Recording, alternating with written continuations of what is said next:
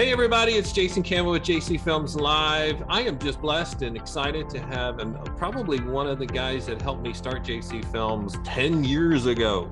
10 years ago we've been doing this, and this guy's been with me from the beginning. Actor, my friend, Mr. Tim Goodwin. Hello, Jason. Hello, everybody else. How are you today? I am wonderful. I'm in beautiful West Virginia right now, and it's got a little snow on the ground. A little snow on the ground. Yeah, it's gonna be 85 degrees today, so I'll get my suntan for you.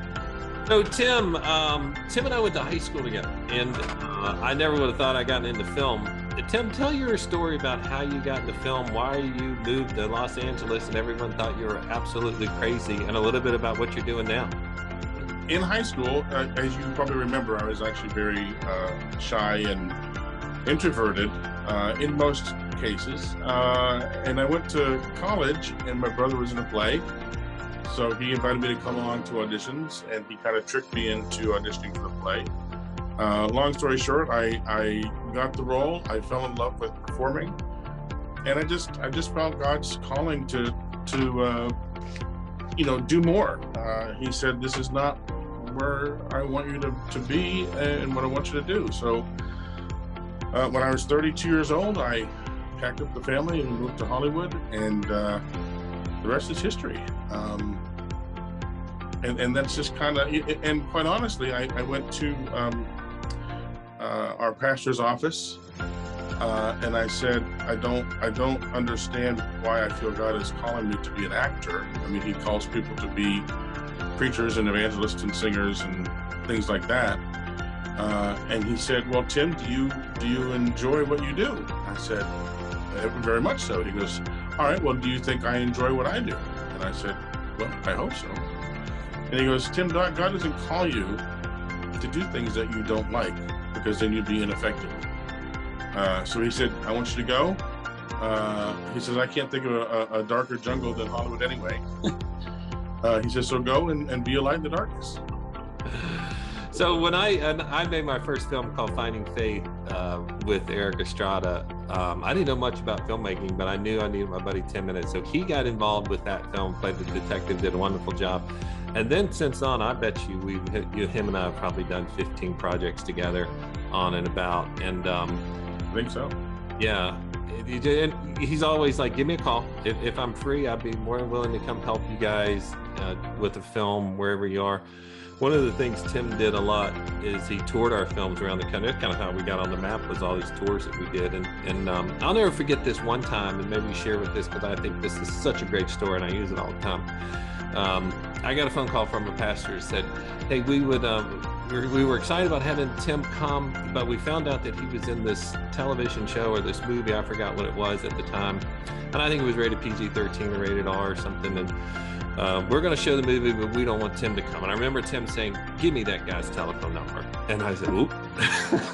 And so about 15 minutes later, the pastor called me and said, "You know what, I'm sorry. We want Tim to come." What did you tell that guy? I basically said to him, what better place for me to be than on a set where they don't agree with my lifestyle, and maybe I don't agree with theirs. What better place for me to be? And in Hollywood, actors can be, they're sexually harassing people, they're showing up late, they're showing up drunk, they're on drugs, they're hot, whatever. And for me, just to show up and be professional and not trying to pick up everybody on set is a difference that people notice. So I'll say it again. I've said it 3 times already, but what better place for me to be than on a set where I can be an example of somebody who's loving and kind and professional and prepared. And I think that's key. I think we get a lot of people through JC Films that say, I don't want to go to Hollywood. I want to stay in where I'm at right now. We like that. Of course, we come and make films all over the country. But I think that we do need more light in that darkness, and you are a prime example of doing that in a beautiful way. So thank you. Oh, no, I'm far from perfect. And we've talked about this before, but people often ask, what's it like to be a Christian in Hollywood? And Hollywood's greatest strength is it's also its greatest weakness, is they don't really care. And to be quite honest with you, I get more pushback and more negative comments from fellow Christians than I do Hollywood. But I have to go right back to that, what better place for me to be than just to be an example of how we can be loving and kind, and just show the love of Christ, period. Well said. I asked Dean this question. I'm gonna ask you, which of the JC Films movies that you were in do you like the most? What's your favorite? Wow.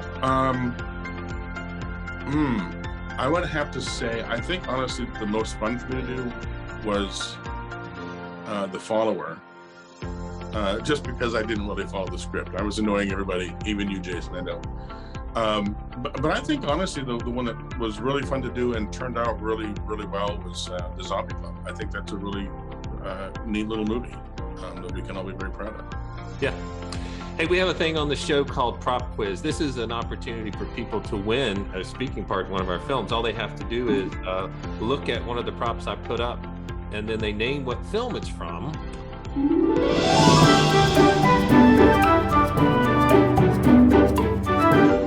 Put my glasses on so I can see it.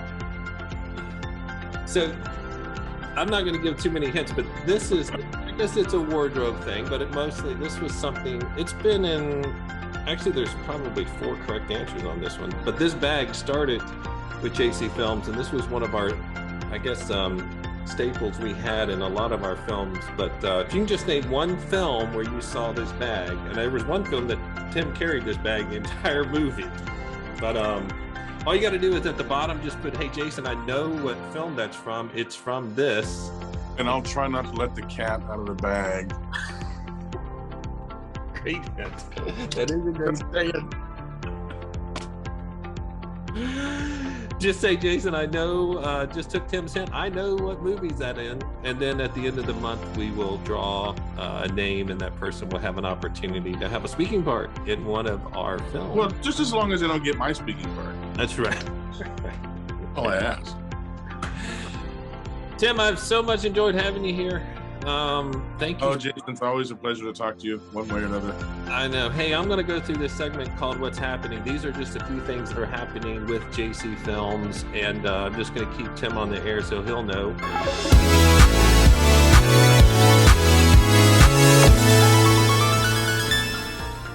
Hey, we had a wonderful time in Jacksonville.